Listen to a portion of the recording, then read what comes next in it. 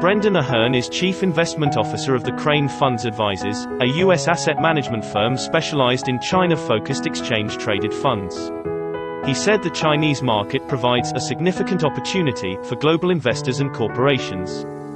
China is a significant opportunity for global investors, for global corporations.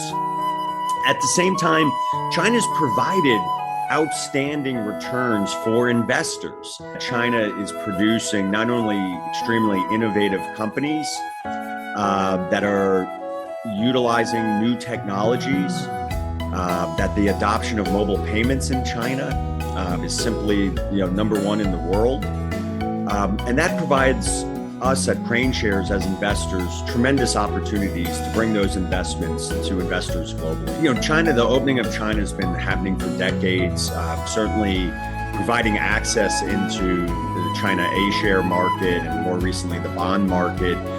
And certainly that opening up is providing a wealth of opportunities for global corporations to bring their services to the China's market. It certainly provides a great opportunity for those corporations and their shareholders. Really is just a very strong testament that China continues, the trajectory is very much firmly in place. So the Chinese A-share market has been very resilient. It's had a good year this year. And that's really driven by investors in China having such a positive view of not only the economy, of how companies will benefit from the economy, as well as the government's handling of coronavirus. Commenting on the volatility in China's offshore listings following recent regulatory moves, Ahern said the market jitters came as many investors have temporarily stepped to the sidelines, and it is important to have a rational perspective toward regulation. It's not that regulation is bad. Regulation is arguably a very good thing.